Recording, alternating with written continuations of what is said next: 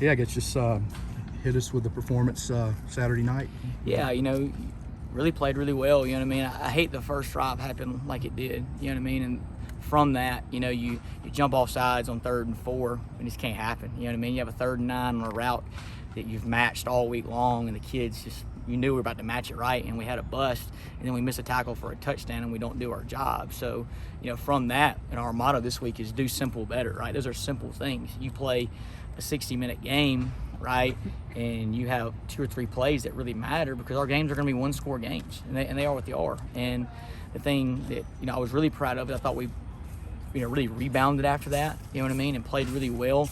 Then come out in the second half, and that was the challenge. We given up 4 touchdowns against 4 FBS teams to start the second half, and we get a pick the first play, you know what I mean, and kept the field flipped for the whole second half, and that's a big deal, and create opportunities for our team. And I was really pleased with the intensity and passion and all those things like that, but again, almost like you're beating a broken record, but you had a chance to have a really special day to give up 10 or 3 points in a game against a really good football team. And hats off to them. They had a good plan. I mean, they were motioning and shifting and getting into some run stuff, and our kids handled our adjustments really well, and our coaches did a great job. But, our deal this week, if, we want to be an elite group of 5 defenses, which we're playing right now, right, is you got to do simple better. You know what I mean? If you're supposed to be in your gap, and you got to be able to sustain for 4 quarters in the game regardless of the circumstances. That's the biggest takeaway of the game is when are we going to take this next step? Certainly it was a good performance, but when are we going to have a great performance, which I think we're fully capable of? Had y'all seen that orbit motion reverse out of that personnel package? Yeah. It was the same play that Troy ran, and we repped it in practice, and we had a guy right there to make the tackle. He just didn't make the tackle. You know what I mean? And you take that play away from the game. I mean, we're feeling pretty good about ourselves in a big in a home conference game. We got to make that play, and the person that missed that play is a really good player, and he'll come back and make that play. What's it like for you guys to come up with the interception? You see that play. We go back to it. It seems like every week with the way Malik Shorts is playing, and then obviously the fumble recovery for a touchdown seemed like a huge swing in that game. We look at it as an opportunity. You know what I mean? That wasn't the difference in the game. We had other opportunities to win, and we said it here a while ago. We have to have a mentality of we're going to put the ball down in Hardy Street. We got to be ready to play regardless of the circumstances, and that's what great teams do. They don't let circumstances affect them. They create the circumstances of the game. And I thought our kids did a really good job of not letting that circumstance affect them. And there was no negativity on the sideline or anything like that. We're a team. It's a team game. You know what I mean? We shouldn't have jumped off sides on 3rd down and had a bust on 3rd and give up the first touchdown. We'd have won the game. Looks like you've gone through a cluster of teams that like to get in heavy sets and get downhill on Yeah. you. It's happening again this week.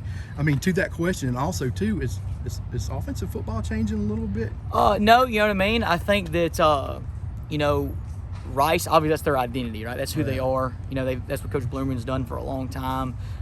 So that was kind of the unique one. And then last week, with Coach Warner and those guys, I mean, they played old school ball too. You know what I mean? So it's definitely, it would have been normal 10, 15 years ago, but it's not really normal now. But thankfully, we play an offense that's very diverse in what they do. So through spring practice and fall camp and OTAs, we're able to see a lot of that stuff. So there wasn't, our players, certainly are used to seeing 11 personnel wide, all 4 open sets, but it really didn't affect us like that. It's definitely different. And then obviously, with UAB, a tremendous amount of respect for Coach Clark and the job they do. They run the football really, really well. They kind of went up and visited those App State guys, and that's what they do on offense now. So something I'm very familiar with from my time at Lafayette. We played them. Golly, I feel like we played them 20 times there in 3 years. But tremendous amount of respect. Great O-line, good backs, quarterback's a good player, can run. They throw the ball downfield really well, and 2 really, really, really good tight ends. So it's an awesome opportunity. We're really excited for that challenge. Are y'all expecting Hopkins or Johnson this week, or getting ready for both? Get ready for both. Their offense doesn't really change. Obviously, they both have skill sets. Johnson's a winner. It's all he's done his whole career, going back to Spanish Fort. I think he lost 1 high school game in 5 years or 4 years as a starter. And this Hopkins kid's a good athlete. You know what I mean? So we're getting ready for both. Coach, 255 yards rushing for UTEP. What were they doing on the line of scrimmage? I think that's kind of a deceptive stat. We give up a 65-yard reverse, and then they got us on a check with me at the end of the game. We were checking when they were checking, and they faked look to the sideline and look back. So that's on Coach and on me. We were changing our call when they changed their call. So hats off to Coach Dimmel and their staff for getting us right there. So that's 2 runs. That's 130 yards on those 2 runs. Then the run right for the half. We run a corner blitz. We got to make the tackle in the backfield. But nothing crazy. But they had a good plan. They were checking away from pressure and doing a good job of moving people around. We knew they did a lot of that stuff, and we missed a couple of tackles, but it wasn't indicative. It wasn't like we were getting pushed around in the game. I think some of it was mental mistakes, and then one time was a really, really good play by them. Anything you can share on Santrell's status? Yeah, day to day, working hard. Back there, he was back practicing this week. He really practiced at the end of last week. You know what I mean? It's a day-to-day deal for us. From your perspective, do you feel like this 1-5 start deflated the team at all? No, I think, we practice the right way. Y'all are out here every day. Do we practice like a 1-5 team on defense? You know what I mean? And neither is the offense. We're coaching them, we're loving them, we're treating them the right way. They understand that the standard is the standard, and we're not going to change how we treat people, how we practice, how we meet, how we do anything, regardless if we're 1-5, 5-1, or we're playing this, the Los Angeles Rams. You know what I mean? We're going to do what we do, and that's why I've been really pleased with our football team. The things that people don't see is how we practice. We're building a program, not a football team. And really pleased with how we practiced, and we got to do it again this week. Last week was our best week of practice on defense, from Monday putting the game away to a Saturday morning walkthrough. You know what I mean? The hay's never in the barn here. We're getting our guys ready, and our players are getting ready all the way to kickoff. So in that show, we played really well, but we got to eliminate 2 or 3 plays, keeping you from being an elite Group of 5 defense. I'm excited for that challenge this week.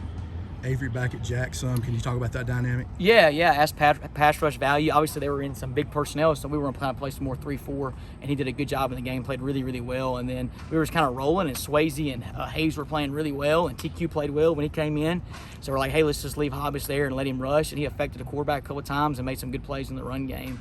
So, what an unselfish guy, you know what I mean? Probably had the best spring practice of anybody, arguably, on our team at his position. And then for someone to come in and make you change positions to a spot you haven't played, it has a lot of variables. To not complain, to not opt out, not blame other people. That's a team guy. That's what we're made of here, and we're continuing to add to our team with people like Avery Hobbs.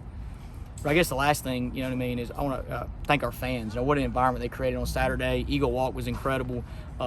Stay with us. You know what I mean? We're doing it the right way. These kids deserve your support. They've been through a lot of stuff, and we're going to give you a product to be proud of. Anything else for Coach? Thank you, Coach. Awesome. Thanks, guys. Appreciate it.